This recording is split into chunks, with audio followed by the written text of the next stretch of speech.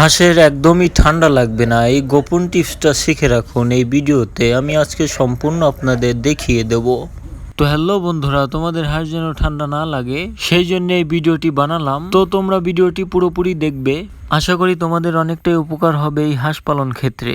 তো তোমরা প্রথমে যে কাজটি করে নেবে, প্রথমে পাত্রটা ভালোভাবে ধুয়ে নেবে এবং ধুয়ে আমি গুঁড়া নিয়ে নিলাম। তো তোমরা ওইভাবে গুঁড়ো নিয়ে এই জিনিসটা গুঁড়ো করার জন্য প্রস্তুত হয়ে যাবে। তো এই জিনিসটা কি তোমরা অবশ্যই লক্ষ্য করে দেখেছো, এই জিনিসটা আমি ছেঁচবো এই পাটাতে। তো এটা সম্ভবত কালো জিরা, আমি 100 গ্রাম বাজার থেকে নিয়ে এসেছি। তো এটা কি করতে চলেছি তোমরা অবশ্যই অবগত রয়েছে। এটা সম্ভবত পাটায় ছেঁচতে হবে এবং এটা ছেঁচনি এবং তোমরা সম্ভবত 50 গ্রাম এই এখানে ভিতরে দিয়ে এটা ছেঁচা শুরু করে দিবে। তো এরকম করে ছেঁচবে যাতে হালকা গুঁড়ো হয়ে যায়।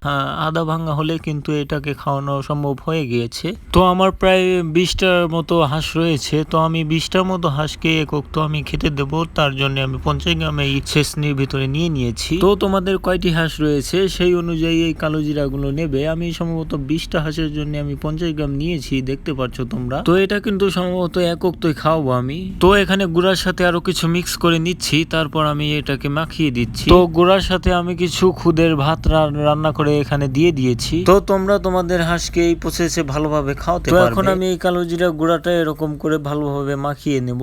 তো তোমরা হয়তো বলতে পারো যে এই কালো জিরা গুলো আমান দিলে কি হয়?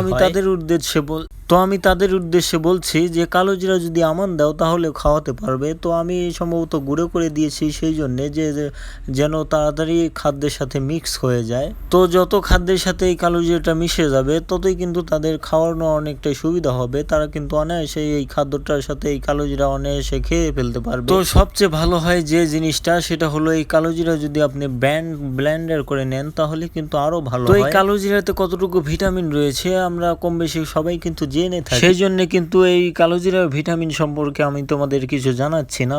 তো তোমরা পরবর্তীতে বুঝিয়ে নেবে আর আমাকে কমেন্ট করলে আমি জানিয়ে দেবো ভিটামিন সম্পর্কে কি কি ভিটামিন রয়েছে। আর এই কালো জিরাটা সম্পূর্ণ সুস্থ হাঁস অবস্থায় এই কালো জিরা খাওয়াতে হবে। আর যখন হাঁসের ঠান্ডা লেগেই যাবে তখন কিন্তু এই কালো জিরা খাওয়ানো কোনো উপকার আসবে না এবং এই কালো জিরার ভরসায় কিন্তু তোমাদের হাঁস ছেড়ে দেবে না।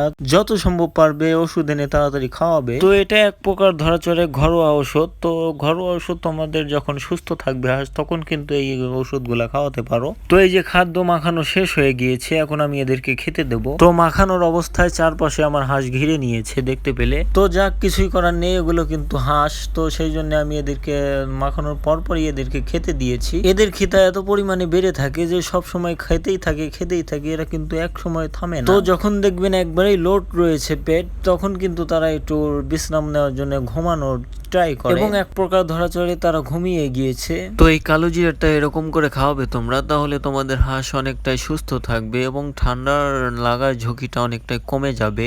এটি তোমাদের সপ্তাহে একদিন খাওয়ালেই সমস্যা নেই, সপ্তাহে একদিন করে খাওয়াবে তোমরা। এবং কালো জিরার পাশাপাশি লেবু খাওয়াবে। লেবু খাওয়ালে কিন্তু গরমের সময় এই হাঁসগুলাকে অনেকটাই শরীর ঠান্ডা রাখে। আর যত সম্ভব পারো পর্যাপ্ত পরিমাণ ভালো পানি দেবে, ফ্রেশ পানিটা দিয়ে দেবে এদেরকে। তো এরকম করে তোমরা যদি খাও তাহলে তোমাদের হাঁস অনেকটাই সুস্থ থাকবে এবং অনেকটাই হ্যাপি থাকবে। তো কালো জিরাটা তোমরা বেটেও খাওয়াতে পারো এবং আমনও খাওয়াতে পারো। বেটে খাওয়ালে তোমাদের এক বিষয় সুবিধা হবে যে অনেক খাদ্যের সাথে মিক্স হয়ে যাবে। তো সবচেয়ে ভালো হয় আমি যেরকম করে খাওয়ালাম তো সেরকম করে খাওয়াবে, তাহলে কিন্তু দ্রুতই তারা খেয়ে ফেলবে। আর ভিটামিন সম্পর্কে তোমাদের আমি পরে বলিয়ে দেবো। আজকের মতো এটুকুই, সবাই ভালো থাকবে।